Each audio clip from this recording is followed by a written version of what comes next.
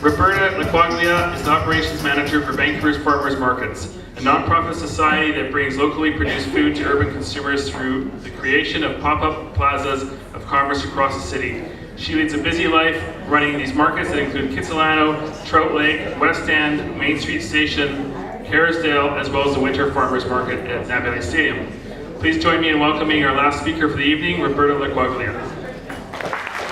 So Vancouver Farmers Markets was founded in 1995. I've been working for them for about 9 years. And at this point, I'm the longest serving employee with Vancouver Farmers Markets, which includes 5 full-time staff and 1 part-time office manager and some seasonal staff. So we have grown exponentially from when I started in the front room of our executive director's home. Myself and my executive director were the organization back in 2003 when I started.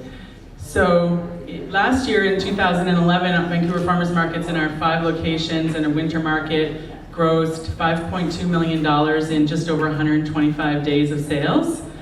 And what we're seeing is farmers markets are continuing to grow in popularity, and the movement is really taking hold of the city, and Vancouverites have been very loyal to us and very supportive of us and our growers, and it's really heartening to work for an organization that gives back to the community and gets so much from our community, because our community supports us in such a great way. We're very thankful for that.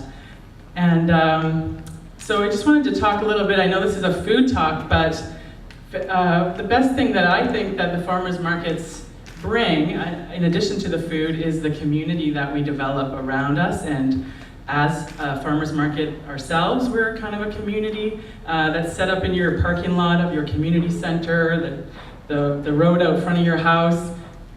Those are communities, small villages that pop up and are gone. And without those people behind the stalls, we're really just a bunch of tables and tents out on the road.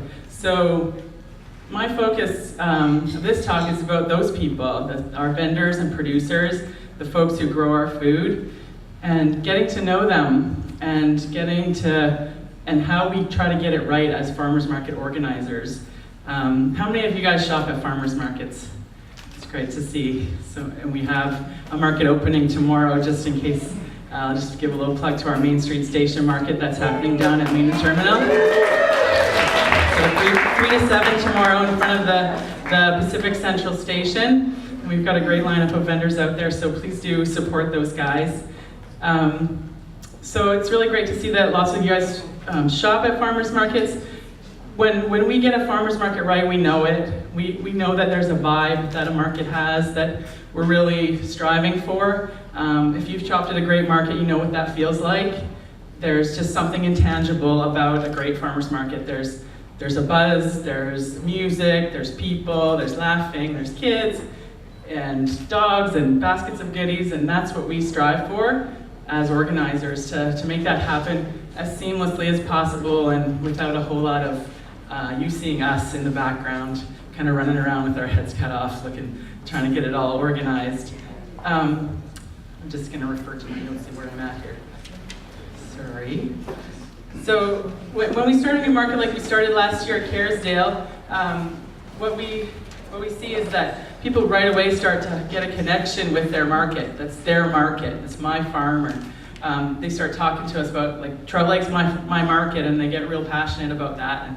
And they say it with pride, and they're excited about it. So we love to see that connection, and we're happy that that's happening across the city.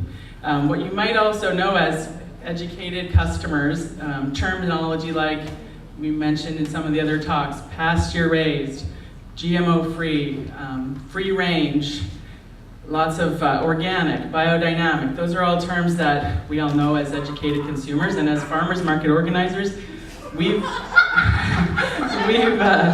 taught you to be educated, to be informed, to ask questions, and to be as educated and informed as you can, going out and sourcing your food, knowing all your options.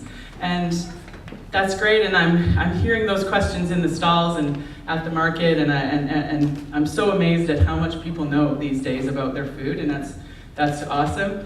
But what I'd like to do is kind of turn that around a little bit and start looking for us to start asking, or actually sort of saying to our farmers and to our producers, our fishermen, our bakers and makers, just starting with a thank you to them when you get to their stall and you see their great display, and you know that they were up all night driving to that market with their kids in their car, in their truck.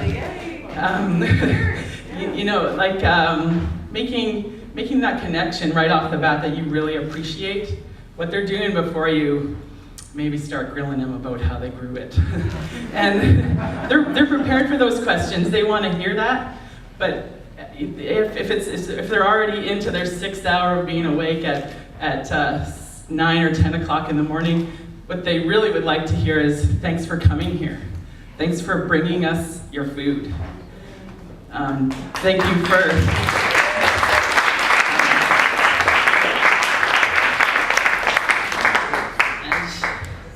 Sorry, it's really, it's a tough thing for me because I know a lot of these producers and I know how hard they work.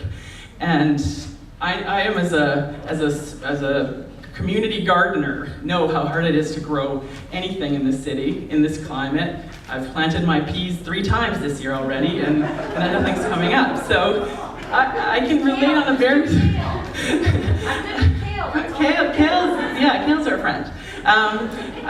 I understand on a very small level, from my own personal experience, what that's like. But if we can just, say thankful, be thankful, and say thank you to those folks, I think it will go a long way.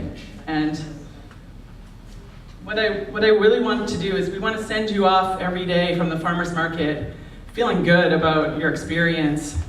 There's just a study in psychology today that said that farmers markets are mood enhancers, which is not rocket science, and it's not earth-shattering news. Everyone feels good at a farmers market. It's a fun place to be. But what we want to send you away with is, a little bit more appreciation of what it took to get that food to the market, and to feel like you're part of it, because we're so thankful that we have a loyal customer base, because our growers could not do what they're doing without those customers coming back. And when you think about, heck, should I go to the farmer's market today? Well, I kind of want to have a sleep-in day, or I kind of want to, just hang out in my pajamas, or go to the mall. We would really love to encourage you to come to the farmer's market and to say thank you to those vendors, to be there to spend your dollars in your community and to support those growers, because we've started markets that unfortunately have failed because we didn't have this community support. And then when we left, folks were like, why'd you leave? And we loved you, and come back. And we said, but there wasn't enough sales. And when it comes down to that, it has to be worth it for our growers to come down, and they have to be able to sell their produce and make a living. And that's a respectable, authentic thing to say, because the whole part of the system is that people got to make money, they got to make a living. It's not sustainable if they don't. So I just wanted to share this quote, and it sort of sums up why I say you should say thank you. It's from Ralph Waldo Emerson. You cannot do kindness too soon, because you never know how soon it will be too late. So the biggest threat to farmers markets and to agriculture in general is the age of our farmers. The average age of a BC farmer is 54. And in 10 or 15 or 20 years, we're going to be out of farmers if we don't get more of them coming into the system.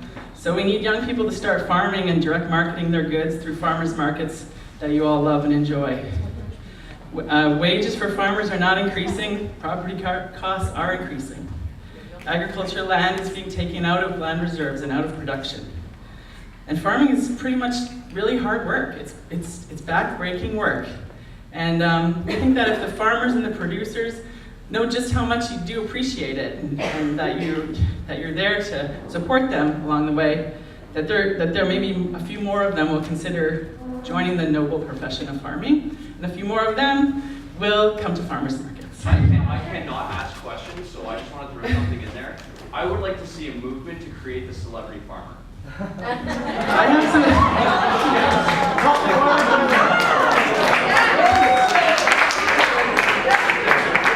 Absolutely, absolutely. I mean, I know some of them that think they are already. We have some rock star farmers in our midst. That's a good point, Trevor. Thank you. And that's my talk. Thank you.